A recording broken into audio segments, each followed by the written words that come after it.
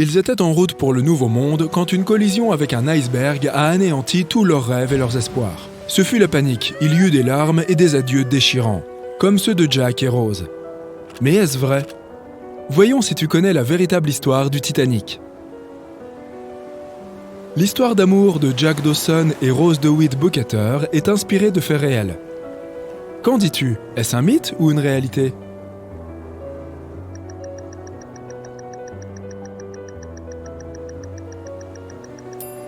L'histoire d'amour la plus émouvante du Titanic a en fait été entièrement inventée par le scénariste et réalisateur du célèbre film James Cameron. Certains passagers figurant dans le film ont pourtant bien existé, et, pure coïncidence, il y avait un J. Dawson à bord. Mais il s'appelait Joseph, pas Jack, et travaillait comme soutier. L'objet le plus cher disparu avec le Titanic est un tableau de Pablo Picasso. Est-ce vrai selon toi ?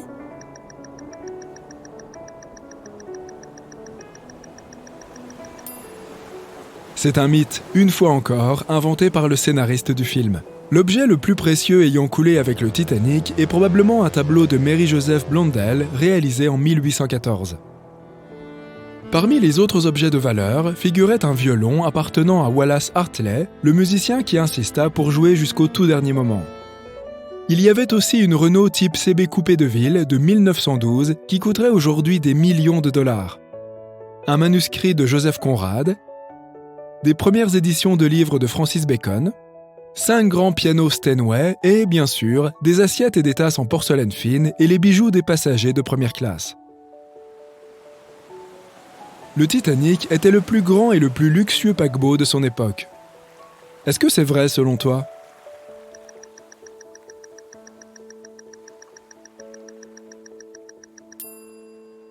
Oui, c'est tout à fait vrai. En avril 1912, le Titanic était le plus grand navire jamais construit. Il mesurait 270 mètres de long et avait une capacité maximale de 2435 passagers. Ce n'est pas grand-chose comparé au plus grand bateau de croisière actuel, le Symphony of the Seas. Il est juste un peu plus long que le Titanic, mais peut accueillir plus de 2 fois plus de personnes. Mais aucun paquebot n'a jusqu'à ce jour encore battu le Titanic en termes de luxe.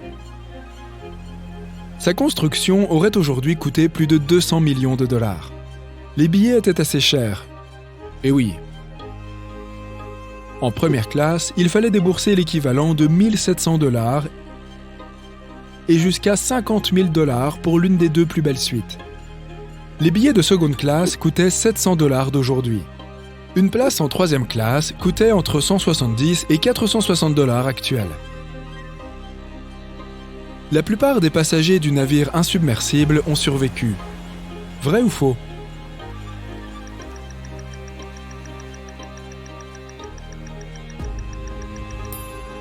Malheureusement, c'est faux. Seuls 37% des passagers ont survécu à la terrible collision. Environ 61% des passagers de première classe, 42% des passagers de seconde classe et 24% des passagers de troisième classe s'en sont sortis vivants. Le Titanic traversait le triangle des Bermudes au moment où les choses ont mal tourné. Et c'est probablement pour cela qu'il a coulé. Qu'en dis-tu ? Mythe ou réalité ?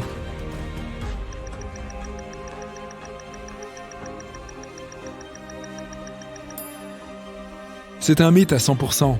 Le Titanic ne s'est jamais même approché du triangle des Bermudes. Le paquebot a coulé à environ 645 km au sud de Terre-Neuve, ce qui est très très loin au nord des Bermudes, la zone tristement célèbre où des navires et des avions disparaissent sans laisser de traces. La Lune est peut-être responsable du naufrage du Titanic. Vrai ou faux ?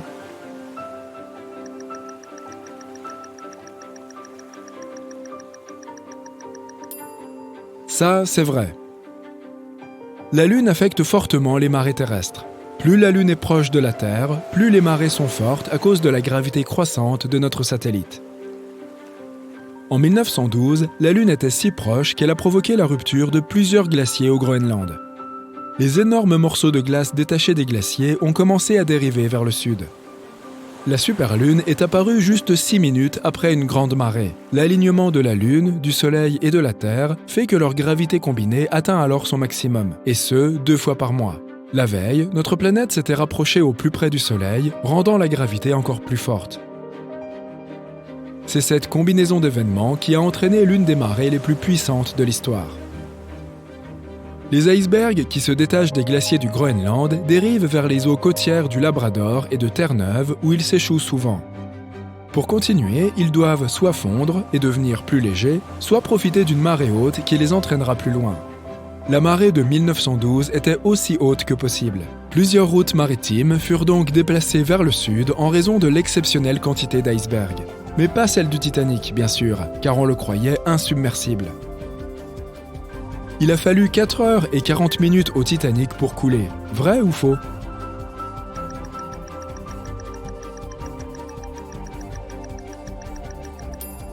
C'est faux. Si tu t'y connais en la matière, tu sais certainement qu'il a en réalité fallu 2 heures et 40 minutes. C'est plutôt lent étant donné les dégâts causés par l'iceberg. C'est sa construction moderne qui l'a empêché de couler rapidement. Il y avait 16 compartiments étanches dans la partie inférieure du navire. Il devait le protéger en cas de voie d'eau. Lorsque l'iceberg s'est écrasé sur la coque, il a brisé 6 des compartiments. Le Titanic aurait pu continuer à flotter si seulement 4 d'entre eux avaient été endommagés. L'eau a rempli les 6 premiers compartiments en 1 heure. Cela a entraîné une légère inclinaison du navire sur le côté droit. Une fois ces compartiments remplis, l'eau a commencé à se déverser dans le 7e. Et à partir de ce moment, le naufrage a commencé à accélérer. La proue du navire s'est enfoncée dans l'eau et la poupe s'est soulevée. Les fusées de détresse ont joué un rôle important dans la tragédie du Titanic. Vrai ou faux ? Qu'en penses-tu ?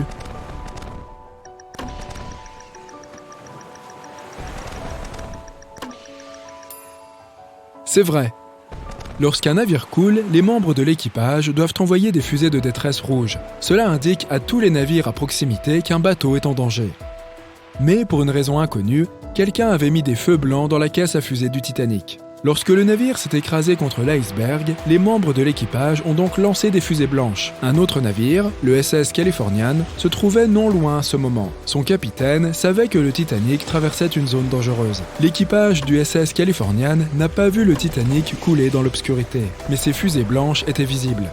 Les communications radio entre les deux navires ne fonctionnaient pas. L'opérateur avait éteint son récepteur. Le capitaine du SS Californian a alors envoyé un message à l'aide d'une lampe de signalisation morse. Mais il était trop tard.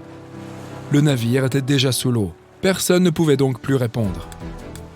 Un autre navire, le Samson, naviguait tout près du Titanic. Il progressait tout feu éteint afin de chasser le phoque, une pratique illégale. Lorsque son capitaine a vu les fusées blanches du Titanic, il a pensé qu'il s'agissait des gardes-côtes.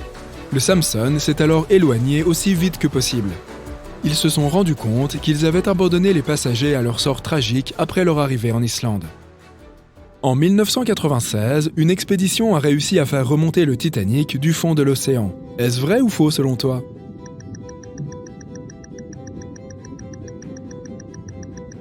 Si tu dis faux, tu as raison. Différentes idées ont été proposées sur la façon de remonter le Titanic. Utiliser de l'air comprimé, une cage de mailles, le recouvrir d'azote liquide ou encore se servir d'aimants très puissants. La seule véritable tentative a eu lieu en 1996 et elle a échoué de façon spectaculaire. L'objectif était de soulever une partie de sa coque, qui pesait environ 21 tonnes. Ce morceau aurait été le plus grand à revoir la lumière du jour, si l'opération avait réussi bien entendu. 4 grandes bouées remplies de diesel ont été descendues au fond de l'océan et attachées à la coque. Puis les bouées ont commencé à soulever un morceau de plaque. Elle n'était plus qu'à 60 mètres de la surface lorsque le temps s'est soudain dégradé. Les membres de l'expédition ont alors décidé de tirer la plaque vers des eaux plus calmes à environ 130 km de là. Mais bien avant qu'ils atteignent cette destination, la plaque s'est brisée en deux et une partie est redescendue au fond de la mer. 2 des bouées semblent s'être détachées et la coque a coulé.